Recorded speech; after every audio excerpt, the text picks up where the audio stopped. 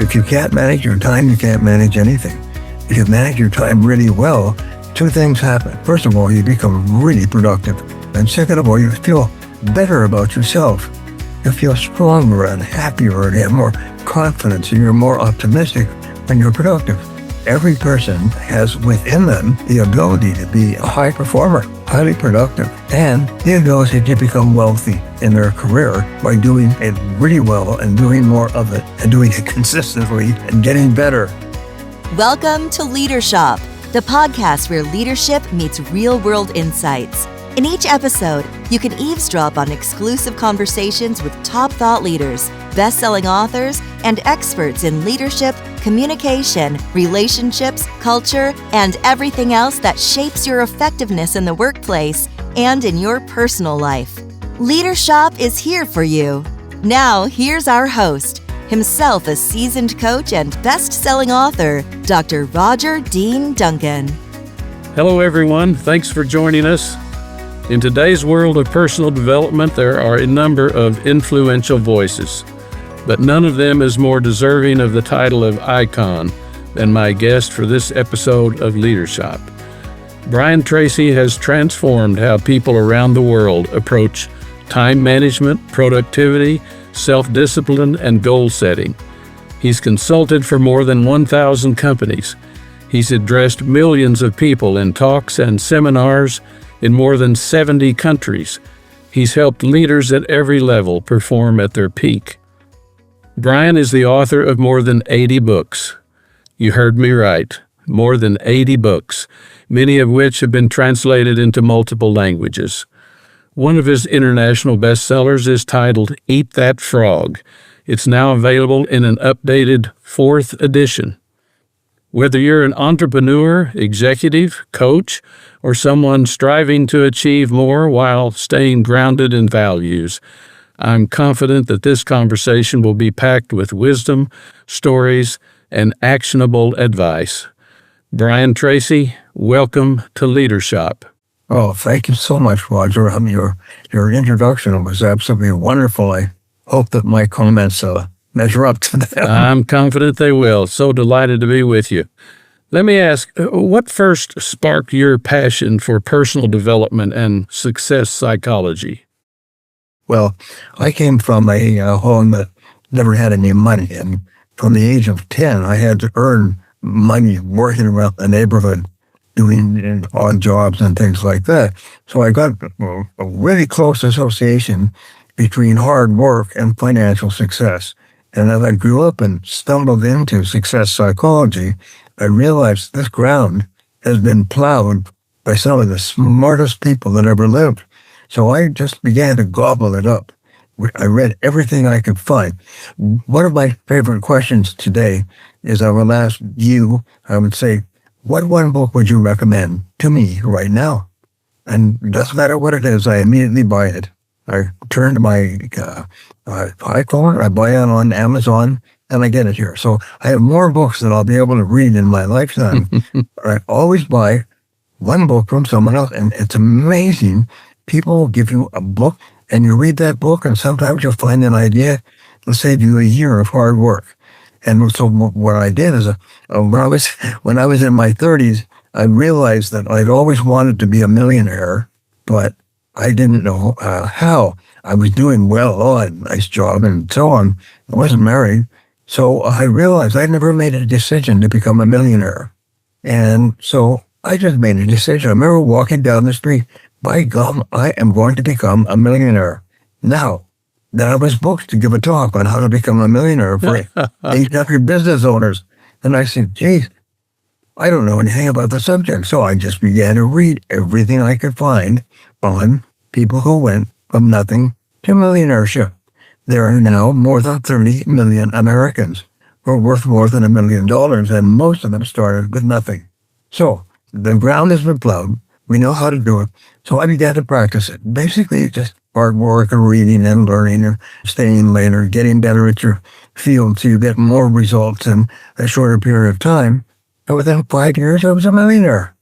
I couldn't believe it. What I discovered is that the first million is hard, but the second million is almost guaranteed. It's automatic. because now you're a millionaire. You've learned how to do it. You think like a millionaire. You see opportunities and you take the opportunities. You're willing to throw the dice, and maybe you succeed, maybe you fail. In fact, Peter Drucker said that 70% of what you do, you will fail at it.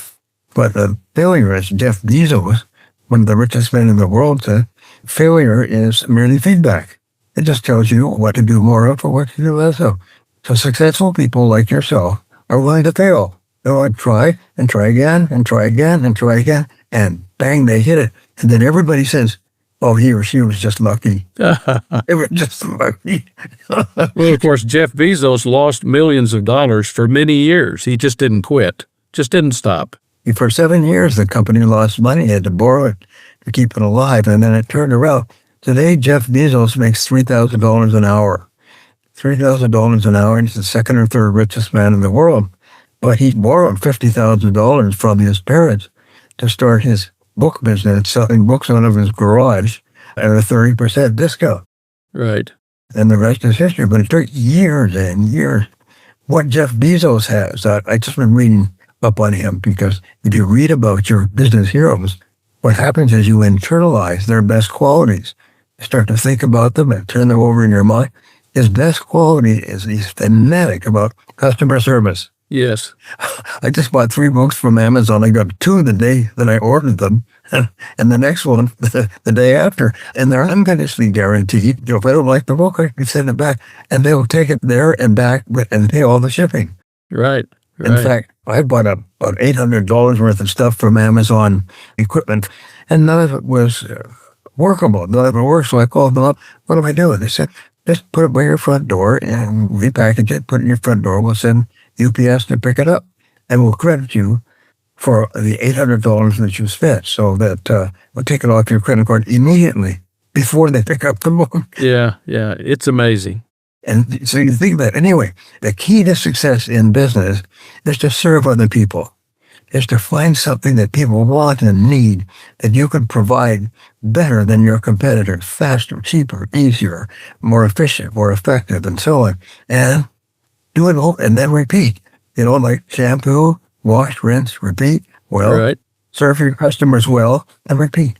Get everybody in your company to treat your customers like the most important people in the world, because they are. And all successful companies do that. That's right. Well, let me ask this. How did you get the idea for Eat That Frog? How did that idea originally take shape? Well, I've read about 6,000 books, so I have a great storehouse of stuff, almost any subject. So I sat down one day. What triggered me was this show on television called How to Marry a Millionaire. And so I watched it. The women in my office didn't like it. People don't want to marry people because they have money. They want to marry them because of love. So I sat down and I wrote 21 ways to marry a millionaire. And my secretary said, no, it should be something different. So I said, 21 ways to meet and marry the man of your dreams. And people said, that's what I want. What about men? So I said, 21 ways to meet and marry the woman of your dreams. And then, so what if people are already in relationships? So I wrote another book called 21 Ways to Stay in Love Forever. And then I got onto a roll of 21. I wrote 21 books with 21 recommendations. And one of them was double your income, double your time off. And the publisher said, though, it's a great subject, but the title sucks. But chapter 15 is called Eat That Frog. Maybe we call the book Eat That Frog. And it's from Mark Twain. Other people argue. But Mark Twain was famous for having said that if the first thing you do in the morning is you eat a live frog, you'll have the comfort of knowing that's probably the worst thing that's going to happen to you all day long. And they said, they didn't like that title. So pick the time to eat that frog. Then they asked me to just run the idea of eating the frog, setting the table, organizing, and so on, throughout the whole book. So I did what your publishers ask you to do, as you know, you do. So they published the book, and they had, high hopes for the book, but publishers, 80-90% of books don't cover their costs. Right. So they rolled the dice, and this book exploded. It's now the best-selling book in the world in 55 languages on time management. Pick the most important thing, write it down, plan it out, get started, persist until you succeed, learn from every mistake. It's just 21 great ideas to be a more productive person. Right. The most common thing I hear, Roger, and I've got thousands of letters, is, you changed my life. You made me rich. That book changed my life. From one year, I went from zero to a millionaire by reading that book over and over, listening to the audio program over and over. So does it work? Yes. If you can't manage your time, you can't manage anything. If you manage your time really well, two things happen. First of all, you become really productive. You get really productive. And second of all, you feel better about yourself. You feel stronger and happier and have more confidence, and you're more optimistic when you're productive. Highly productive, almost immediately. Sometimes one chapter will change their lives. Sure. I'm not trying to sell the book. I'm just trying to sell the idea, is that every person has within them the ability to be a high performer, highly productive, valuable, and the ability to become wealthy in their career by doing it really well and doing more of it and doing it consistently. Right. And getting better. Well, can you share a frog that you've had to eat recently? Yeah, I'm working on a book on how to learn much faster. It's a book that I actually started writing in 1994. And this book is really a state-of-the-art. How do you learn and remember faster? Because that really is one of the greatest challenges that we have today. The more you do of what you're doing, they say, the more you'll get of what you've got. So you have to look at what you're doing and say, are you happy where you are, or do you want to be better, wealthier, or respected by people, promoted? The answer is learn more. We have access to more information than ever. I mean, at our fingertips. Yes. And you are far smarter. I said, every person, as I say, every child is born a genius, and then they beat it out of them. They get dumbed down. And get dumbed down. But every person, that's what I explain, every person is a potential genius. You have the ability to learn, remember, and practice anything that you want. I had a wonderful story. A guy came up to me after my sales seminar, and I had used the expression, this is not rocket science. And he came up and he big smile, and he told me a story. He said when he was a boy, he really loved rockets, and he had rocket posters and rocket toys and everything else. And in school, he forgot about that, but he always loved rockets. And then he heard that expression, this isn't rocket science. And he said, I wonder what it would take to get a degree in rocket science. So he went back to the university and attended. And they said, well, there's an evening course that you can take, about 2 years, and you get a degree in rocket science. So he did. He said, now when he's out selling and he's explaining his product or service, the customer said, well, this isn't rocket science. He said, I know, I am a rocket science. I've got a degree in rockets. I can testify to that. The reason I laugh at that is because every person watching our podcast has the ability to get a degree in rocket science or in anything. Now, if you want to earn more, you have to learn more. That's the great expression that hit me in the face. If you want to earn more, you have to learn more. How do you learn more? Then you have to ask other people, what's the best thing to read or listen to? What's the best seminar to go to? And invest in yourself. Most people, 80-20 rule dominates. 20% of the people make all the money. And like your seminars, it's all the top people. There's no losers. There's no low performers who go to seminars. It's the top people who go to seminars and read the books, read your book, and listen to audio programs and associate with other successful people. You become like the 5 people that you spend most time with. So who do you hang out with? Who do you spend time with? Who do you go drinking with? Do you want to be like them? Do you want to be more like them? If the answer is no, better find some more friends. and they're there. Sure they are. You know how you make friends? It's real easy. You take a successful person and you say, I would just like to ask you 3 questions. Would that be possible? I admire you so much. Could I ask you 3 questions? And then ask them 3 questions. What do you read? How would you recommend I spend my time? What are the great opportunities? Whatever the questions are, when you ask people questions, they will answer. Nobody will say, oh, I'm too busy. Right. Somebody that asks me a question, I always give them the best answer I can because I respect them for having asked. And if you do that on a regular basis, they'll like you. They'll sometimes spend time with you. They say, why don't we go out for lunch or coffee or something like that? And by asking them questions, and then when they give you an idea, like you told me about your book, which is Change-Friendly Leadership. Right. As soon as we get off the air, I'm going to buy that book and read it because I know it's a good book because it's you who wrote the book. In other words, take action. Einstein said nothing happens until somebody acts. Somebody does something. And the great reason why people are unsuccessful is they don't take action. You find that to be the most common mistake that people make when trying to prioritize? They just don't take action? They don't take action. I'll give one recommendation, which is life-changing. It's very simple. Every day, preferably at the end of the day, but if not first thing in the morning, make a list of everything you have to do today. And then go over the list and say, if I could only do one thing on this list before I was called out of town for a month, which one thing would it be? And that'll jump out at you. And you say, what's this?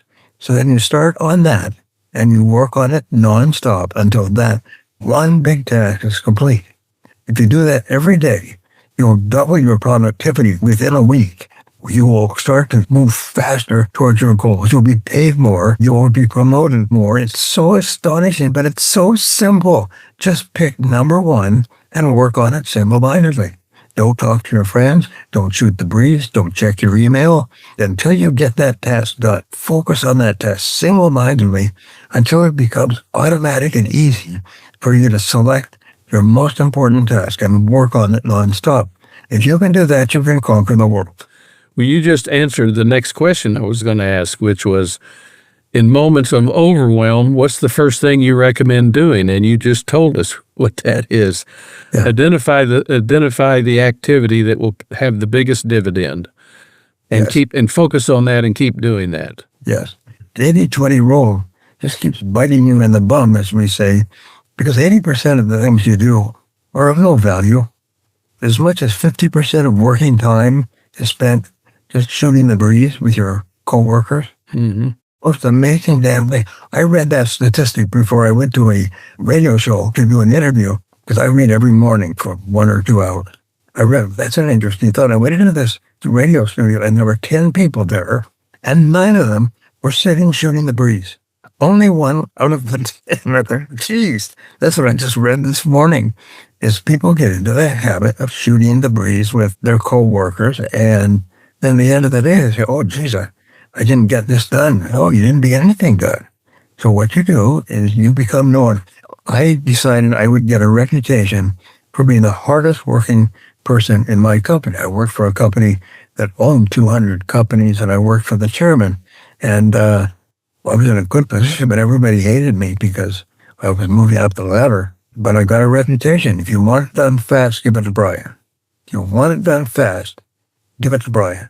And so gradually, I went from a little office at the end of a long hall to a bigger office, to the second biggest office in the company with staff. And I was managing 3 corporations that combined $25 million worth of business, and they were all profitable. And it's just hard work. Just focus, get stuff done fast. And anyway, I got excited about it because I now live in a big house in California on a golf course with a pool, and life is good. Well, it's not all that complicated to do what you just said. You just have to do it. Yes. Just do it. Just do it. Yes. So what's one example of a big goal that took you, Brian Tracy, years to accomplish, and what kept you going? Well, I realized when I was 10 years old, there's a direct link between productivity and success. So I've always been a hard worker. I've never been unemployed. I've always worked hard. I knocked on doors 8, 9, 10 hours a day, all day long, knocking on office doors, and all evening long, knocking on home doors, selling my little product. Now, the only thing that happens if you work hard, you get better at what you do. If you get better at what you do, it takes you less time to achieve your goals. So eventually, I moved up and became a sales manager and recruited other people and trained them in the same thing. And they started to move up. So the more you can serve other people, Everybody works on commission, by the way. Sometimes I'll ask my audience, I'll say, by the way, how many people here work on straight commission? And so it's like a chill goes through the room. Yeah. People, maybe 10 or 15% raise their hand tentatively. And I said, oh, I must not have asked that question right. Let me ask that question again. How many people here get paid based on the value that they create for their companies and for other people? Everybody works on commission. Should be everybody. Yeah. You and I, we get a percentage of the value that we create. So if that's the case, then move faster. Call on more people. Knock on more doors. Speak to more people. Do more things. And what happens is you become more valuable. You open more doors. You get the attention and support of other people. I'll bet you can look back and think about 3 or 4 people who supported you and helped you when you were getting going and opened the door for you and introduced you to the right people and so on. And they changed your life. But the reason they did it was because they saw in you something special. They said, this is a good use of time to help this person. Because this person is going to be a big success someday. And now you are. And they were right. Well, and as you well know, it feels good to help other people when they may have a little self-doubt. Yes. To Yes. teach them how to get over that next hump. So Yeah. what is one mental shift that consistently helps people overcome doubt, especially self-doubt? The one mental shift, and when I began studying the psychology of success 30, 40 years ago, I stumbled across this wonderful insight, which I've taught to millions of people who have changed their lives, is I found that the number one goal for a human being is to be happy. We all want to be happy. We are sort of happiness oriented. So Right. everything that we do is to improve our condition in some way. Human beings are mentally structured so they cannot do things to hurt themselves unless they're crazy or something like that. But you, me, we do the things that we think will make us happier. I'll call this the factor, happier. So, and what we find is the number one reason for unhappiness is negative emotions. And I spent 4,000 hours studying this subject over a period of 2 to 3 years. Negative emotions versus positive emotions. If you have negative emotions, it's like a foot on the brake. You keep braking yourself, holding yourself back. You become fearful and concerned about the opinions of others and so on. So how do you overcome negative emotions? Almost all the problems in our society are because of people with negative emotions. So there's a way. And the way is very simple, and it is to accept complete responsibility for yourself and your life and everything that happens to you. There's no blaming, no excuses. What I found that all negative emotions come from making excuses and blaming other people. He, she, him, her. All of the psychologists, psychiatrists, and psychotherapists in our society work with unhappy people who are unhappy because of someone in their past. Right. And so there's a great method that was developed by a psychiatrist called the Sedona method. Many years ago, they used to give seminars in Sedona, which is a resort outside of Phoenix.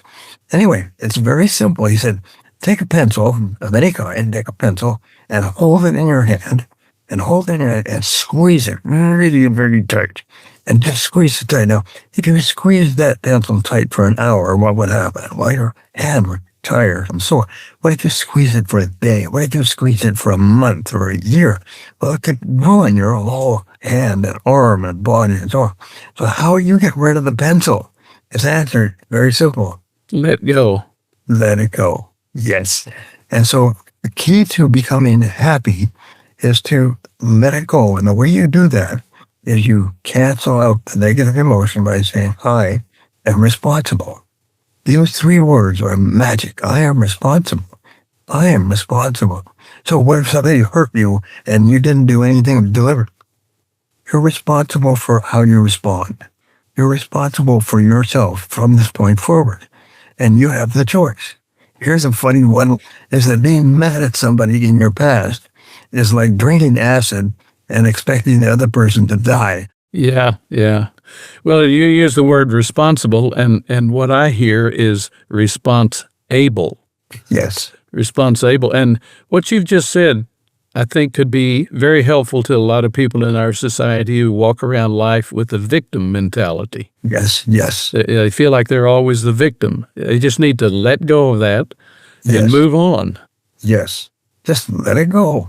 Let it go. The rule is this, is never become unhappy about something that you cannot change.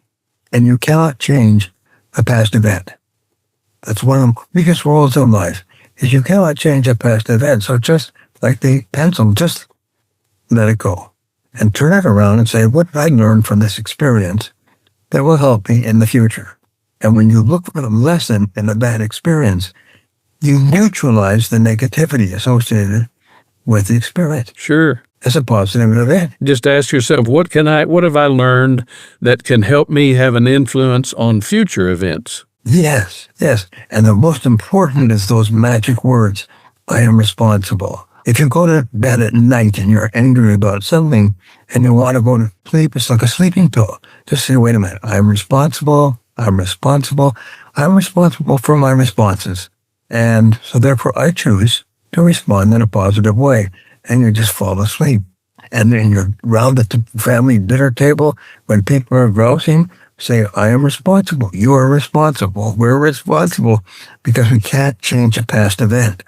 If you can't change a past event, just let it go. And the only thing you do is you learn from your mistakes.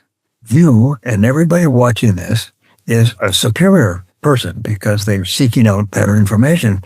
And the reason you are is because you're always looking for more, better, good ideas. And the best idea of all is for you to become a completely positive person. And the way you do that is you start to say those words. And it's the number one quality of leadership is they accept responsibility. They take charge. They do what needs to be done. And number one is just say, I am responsible. And your negative emotions go away. And here's the other thing. Nature abhors a vacuum. So if you get rid of your body or mind is full of negative emotions, you get rid of them. What happens? Your mind fills with positive emotions. You start to feel positive and happy and confident, and you're nicer and friendlier, and you smile and you sleep well, and you're a better husband or wife or child. It's the most amazing damn thing is when you become a completely positive person, your whole life starts to open up like a summer sunrise. Your whole life opens up when you become a positive person. And that's one of the major reasons why I achieve success and why millions of my students have gone on to achieve extraordinary things. I've produced so many millionaires and multimillionaires and 3 billionaires that I know of that started with my material and my seminars when they were doing laboring jobs, and they're now billionaires. And they told me, they hired me to be their guide, their coach. And it's so wonderful to hear, because as soon as they started to take responsibility and be positive, then they started to look around them for opportunities. And opportunities open up they hadn't even seen or thought about because they were so preoccupied with something that happened in the past. Right. Let it go. Anyway, I get excited about this because it works. Sure it does. Hey there, LeaderSHOP listeners. We have something special for you. As a thank you for tuning in, we're offering you a free copy of Roger Dean Duncan's award-winning best-selling book, Change Friendly Leadership. In this book, you'll discover a proven framework for leading change that people will actually buy into, without all the stress and resistance that often stand in the way. You'll also learn powerful strategies to improve relationships both at work and at home, creating a healthier, more productive environment for everyone. To claim your free copy, just head over to changefriendly.com. Don't miss out on this opportunity to transform your good intentions into great performance. Again, grab your free copy of this best-selling book at changefriendly.com. Let me ask, how can leaders distinguish between what's urgent and what's truly important? Well, there's a magic little way of doing it, and it's write it down. Write it down. Write it down. When you take it out of the air and write it down on paper, then you'll find that there's one thing that's more important than anything else. And if you deal with that, be prepared for more success. Peter Drucker is really neat about this, and I love Drucker. He says that You should take your business card, whatever it is, and cross out your title and write in the word problem solver. Because that's all you do from morning to night is you solve problems. It's like, this is what I do. You don't complain or grouse or get angry or upset or anything else. The reason you're there is because you solve problems. Now, if you solve problems, what happens? You get bigger problems to solve. Every person is the president of a large corporation started at the bottom. The latest story is Starbucks.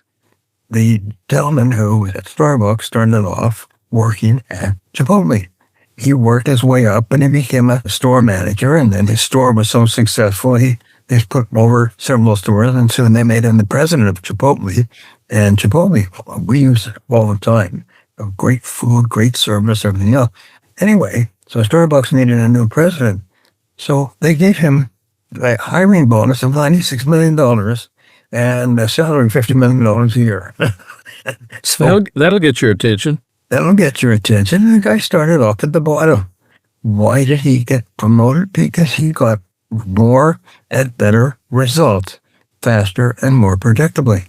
And that's what they want. Every person at the top of a Fortune 500 company started at the bottom. Steve Ballmer is one of the richest men in America. He was the manager or CEO of Microsoft. He was telling us he started off in a booth with another executive, and their primary activity was what they call basketball. They'd scrub up a piece of paper and they'd throw it in the wastebasket, and they'd compete back and forth. That's how he started. Right at the bottom, out of college, playing basketball. But he was a worker, smart, intelligent, talented, moved up, and Bill Gates hired him, moved him up, put him in charge of Microsoft and stock options, and he retired by about $6 billion and bought a sports team and everything. Still one of the most respected people in America. But the guy started at the bottom. That's where everybody starts. So you don't complain about where you are. What you decide is where you want to be, and you write it down, and you make a plan, and you work on it every day. And it may take a week or a month or several years, but you just keep working forward. You keep moving forward one step at a time, and you're going to break through. You're going to break through. People, they say, oh, he just had a lucky break. He didn't have a lucky break. People work for years to have a lucky break. It's all about keeping on, keeping on. Keeping on. Absolutely right. That's another thing. If you ask successful people, what are the most important qualities? Well, starting point is to accept responsibility. Without that, nothing can happen. A friend of mine used to say that in life, there's a dividing line, like the line between North and South Korea that people go over. There's a dividing line between childhood and adulthood. And the dividing line is the acceptance of responsibility for your life. There are people 50 years old who are still children because they're blaming their parents for something they did or didn't do. One of the things you have to understand, especially about parents, because most people's unhappiness comes from a parent, is they did the best they could with what they had. They were products of their own parents, and their own parents had problems. And so your parents did the best they could. So let them off the hook. Let them go. I remember I bitching about my father to a girl I was going out with, and I was complaining, my father this, my father that. She listened patiently, and she said, I'll never forget this. She said, Brian, are you glad to be alive? And I said, well, of course I'm glad to be alive. She said, well, he got you here, so shut up. Yeah. Yeah. And you know what? I never complained about my father ever again. I just said we accepted that everybody has good and bad qualities, and he had a childhood and parents that raised him, and he got you here, so shut up. You realize that Brian was in charge of Brian. Your problem was a past experience with your mother. They meant the best, but they were just working with their experiences in life, so let them off the hook. Just let them go. Well, I have a couple more questions about leaders. How do great leaders inspire action without micromanaging? Well, one of the most important things that a leader can do is to make people feel important, make people feel valuable. I was just watching a program, which I've seen before. It's called The Great Commanders. And this one was on Caesar. and Caesar defeated the Gauls on his way up, but he was always there. They said that in this great battle, which they were outnumbered, the Romans were outnumbered, he moved from place to place in the battle. So they always saw him. He was willing to risk his own life. And it's the same thing with leaders. Good leaders have an open door policy. If you have any problem at all, come and talk to me. And then you focus on the result. I was just explaining this to my dentist today, that here's one of the great remedies for being a leader is when somebody comes to you with a problem, and you are the problem solver, that's why you're there. You say, basically, this is what I do. I solve the problems of my people. One executive, he was spending all day long talking with people with problems. And so he came up with this little formula. He gave them a little questionnaire. The questionnaire is, fill this out before you come and talk to me, okay? Question number 1, what exactly happened?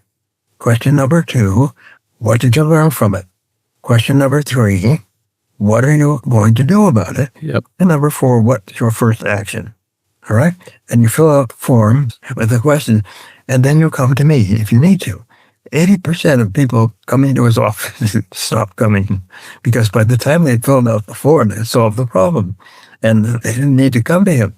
As a leader, your job is to be a problem solver and to help other people to be problem solvers by thinking through what they've done and what they've learned and what is my next action is always the question. That leader clearly understood that his responsibility was not to make more followers, Yes. but to help create more leaders. Yes, yes. And the way you become a leader is you try and fail over and over again.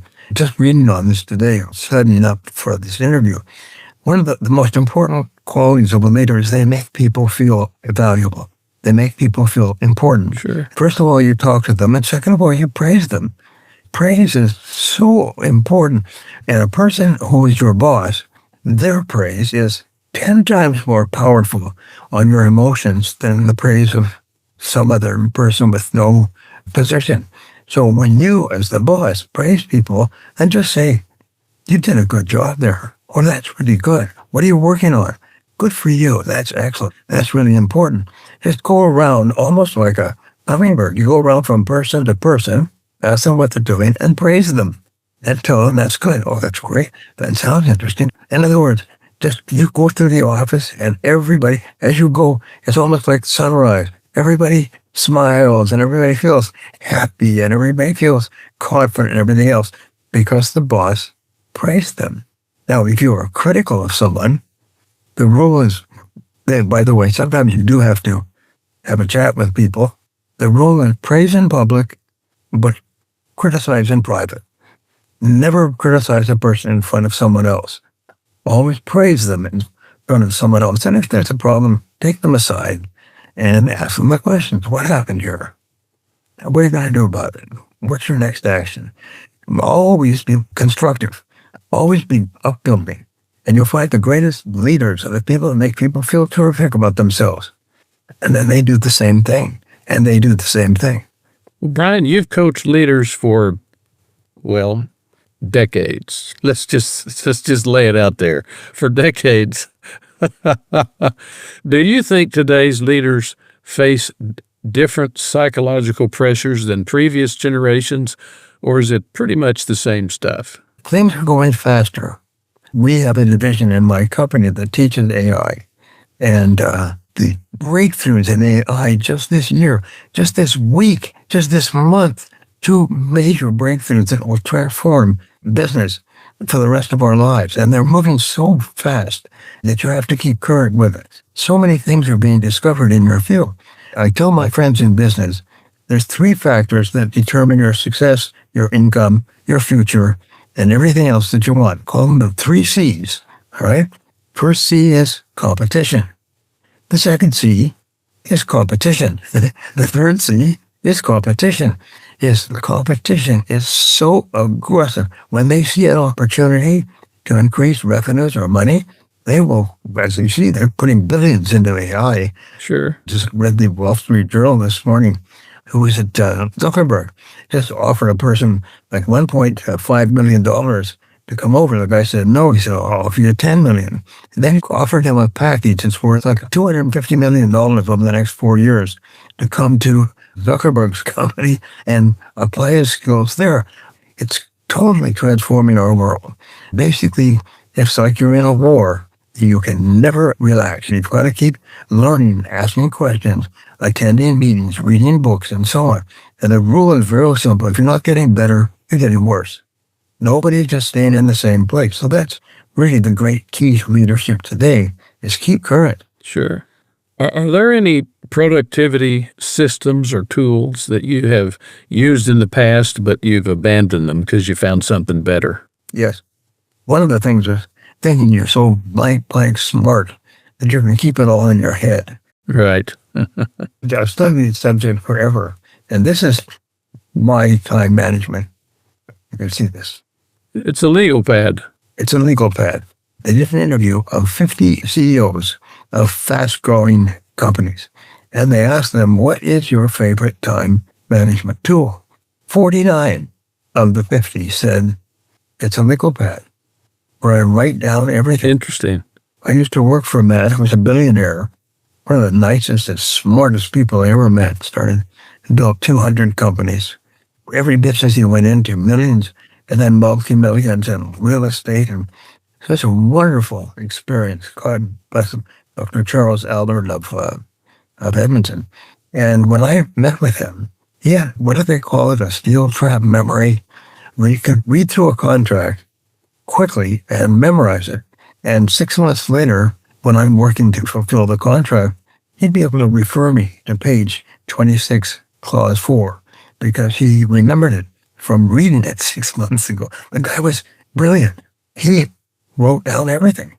He always had a pen and a pad like this in his hand.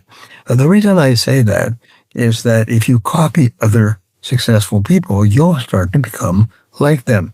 And if the smartest people, the people who are in the biggest companies, the people who are geniuses with steel trap memories, are using a pad to write down things as they go along, then you should do the same thing. As they say, this is not rocket science. Well, sure. And scientific studies show that if you write something down, even if you don't go back to that page on that tablet, you have accomplished something. There's something about the physical act of writing it down and seeing the words on the page that imprints it on your brain. You know, they've done some studies. This is my subject. I always study learning. The studies they've done in several universities, they tracked people, ones who took notes while typing on their laptop, and the others who took notes writing it down. Right. The ones who wrote the things down always outscored the other students on the examinations. There's something about writing things down, because here's a technique that will double the income of every person watching the station if they have this intelligence to do it. And it's called a spiral notebook. Right. Every day, you, first of all, get a spiral notebook. I say this is a test. Let's see if you can do this. It costs $1.59 for a spiral notebook. Right. You can't afford it. Your mother will buy it for you. She wants you out of the house anyway. Get a spiral notebook and write today's date and the word goals. And then write down 10 goals in the present tense as though you have already accomplished them. Wording is very important. So you don't write down I will, because your subconscious mind cannot deal with a future event. You're right. I am. You're right. I am a self-made millionaire by this date. And give yourself a reasonable time, say 5 years. Okay? You write it down, and then you say the next thing is, I weigh X number of pounds. I use my time wisely and well. Write down 10 goals. Everybody's got 10. And then, and here's the key to make these goals come true.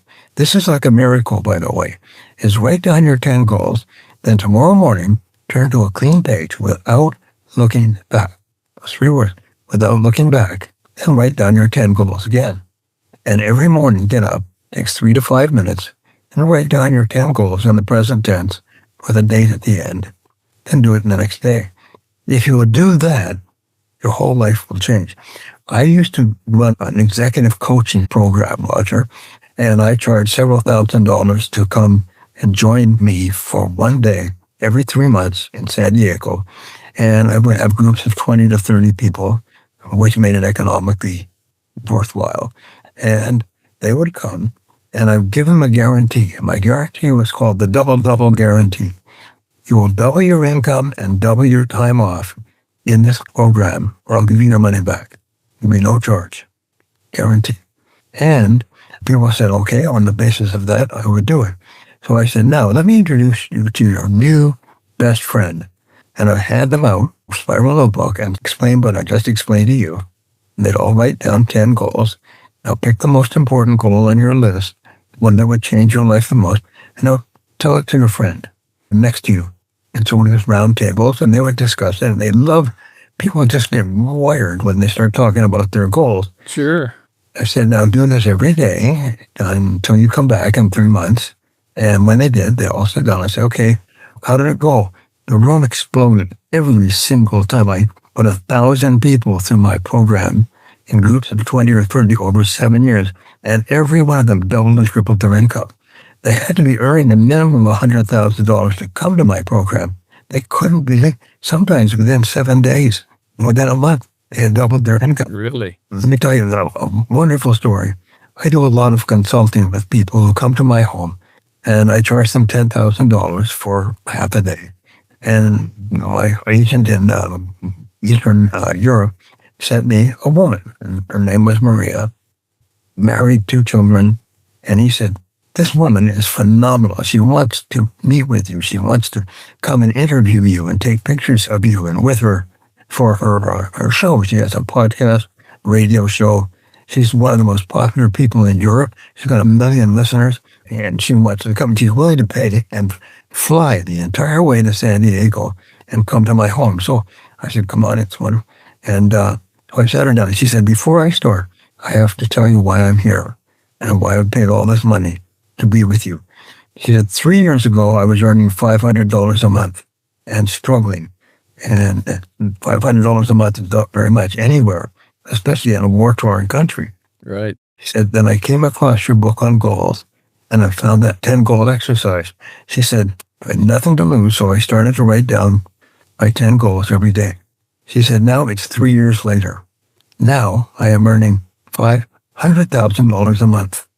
$500,000 a month. And my agent who sent her over confirmed that. $500,000. She said, and I attributed 100% to writing down my 10 goals every day. I still do it. She showed me her workbook. She showed me her goals in Ukrainian, but she said, it's phenomenal. Now, I don't tell you people that they're going to earn $500,000 a month. I get this guarantee. Every person who came into my coaching program and did this doubled and tripled their income almost immediately. And so my favorite question, some people are skeptical, and skepticism will kill you every time, is why don't you give it a try? There's no expense. Sure. What do you have to lose? Yeah, I'm not asking to buy something or give money or invest. Just get a spiral notebook and write down what you want. Every day, 10 goals, without looking back. Do this for 1 month. It takes about 30 to 33 repetitions to install a new habit, so it becomes automatic. I still do this every day. And oh my God, the difference is phenomenal. This could be the most important part of our talk for our friends, if you will do it. And you know what? Most people hear that and say, boy, that'd be incredible. What if I could double my income? And then they watch television. Right. The hours slip away. And that old thing, they every morning I get up and I feel ambitious and ready to go. And so I just hold myself down until the feeling goes away. So please give it a try and then report back to Roger what happened. And you will be amazed. I'll look forward to hearing those reports. Now, Brian, you are known for your extensive reading and study. What's your current learning routine? What do you do these days? Well, my number one subject today is my latest book is called Make Noise, which was recommended to me by one of the top podcasters like yourself. And it's a book on how to run a successful podcast. And I have another book that's exactly the same. So what I'm reading on now, because I've started a podcast with my children, is this book. And I asked her, and she's got a really successful podcast, what is the best book that you've read on podcasting? And it's called Make Noise, A Creator's Guide to Podcasting by Eric Nuzum, Nuzum. But I just went to Amazon, went straight to Make Noise, ordered it, came the next day. So that's what I'm reading now. Because I've met people who are got into business and are struggling. I say, how many books have you read by other people in your business? None. You don't know your ass from your elbow, you nitwit. Is read, because everything that you want to accomplish, somebody's done and written about it. Sure. You can save yourself years of hard work by just learning from the experts, learning from the people who've gone before you. So that's what I do. Podcasting is a wonderful thing. It's a wonderful way of communication. So I decided to start a podcast. How do you start a podcast? You just damn well do it. Right. It says it takes 15 podcasts for you to even know what you're doing. And then it takes another 100 before you actually become good at podcasts. And you don't realize that till you start. How many did it take you, would you say? I'm still learning. I'm gonna learn the rest of my life.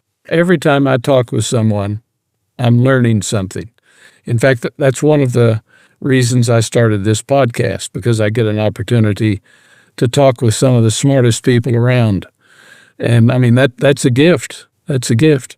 Yes, and I'm hoping that our listeners regard it as a gift because they get to listen in. Yes. And the most important thing, again, over and over, is take action. If you hear something, if a person hears 1,000 things and does nothing, oh, yeah. A person who hears 3 things and does one. So sure. But the other thing is they take action quickly. If you don't take action quickly, I say your enthusiasm will be like cigarette smoke in a large room. It'll just kind of fade away. Right. Do it now. Do it now. That's a great rule of success. And what do you do now? You do the most important thing that you could do. Whatever it is, do it now. Do it now. When I worked for the big company and the big boss, if he gave me an assignment on Friday, I work all weekend. I work night and day all weekend. I have it done by Monday. Because I don't want to be getting a reputation for the person who does it now. Do you know how do you move ahead in a company? You know how you get promoted, get paid more, and move up? It's real simple. Raise your hand. Right. Whenever something needs to be done, raise your hand. I'll do it.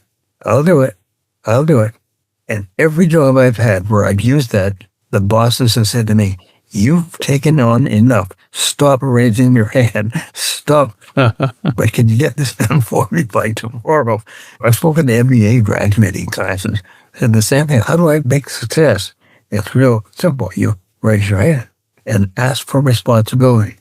Ask for responsibility. And then when you get it, it's like a fumble in a football game. Run for yards. Exactly. Just do it quickly. Do it now. Get a reputation for being the most dependable and fastest worker in your company. And all the doors of opportunity will open up for you.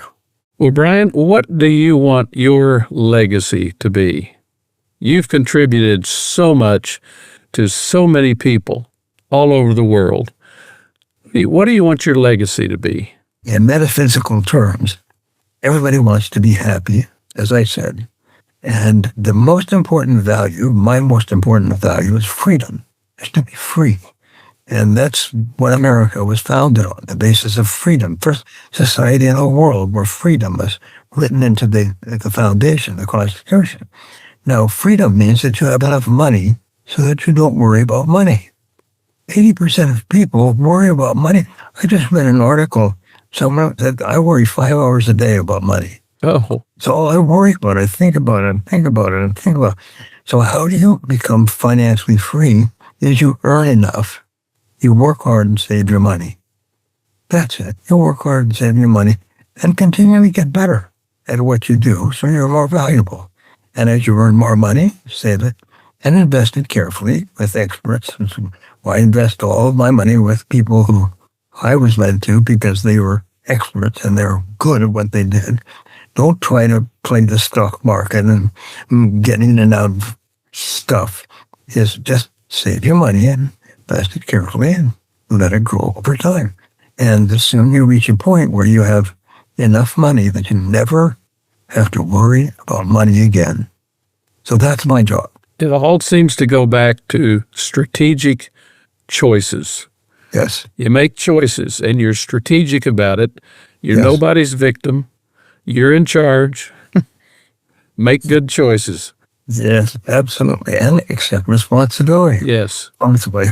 If I'm not happy with something, I'm responsible for changing it. I'm responsible. Nobody else. Don't sit and grumble. No. I say that there's a device that is in every home that can make you rich or make you poor. And all you have to do is decide. And it's called the television. The television can make you rich if you turn it off. Right. It will make you poor if you put it on.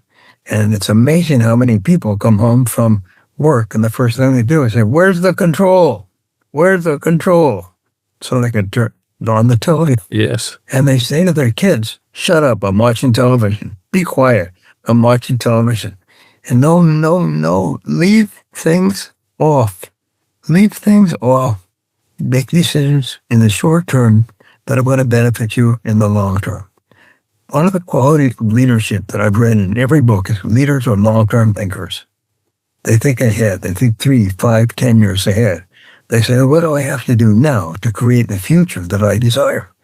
And then what they do is they orient everything toward the future. And they ask themselves, is what I'm doing now going to help me achieve my goal in the future? Exactly. And people who do not think about the future, they say, cannot have one. And 3 or 4 hours of TV at night won't get you to the future you really want. That's right.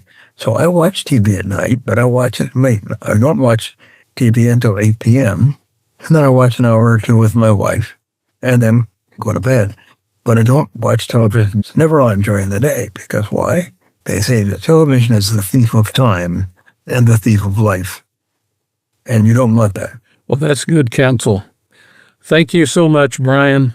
You've been very generous with your time, and I know our listeners join me in thanking you. Yes. It's been a pleasure having you as our guest on LeaderSHOP. For those of you who would like to know more about Brian and the wide range of services he and his team offer, go to briantracy.com. That's briantracy.com.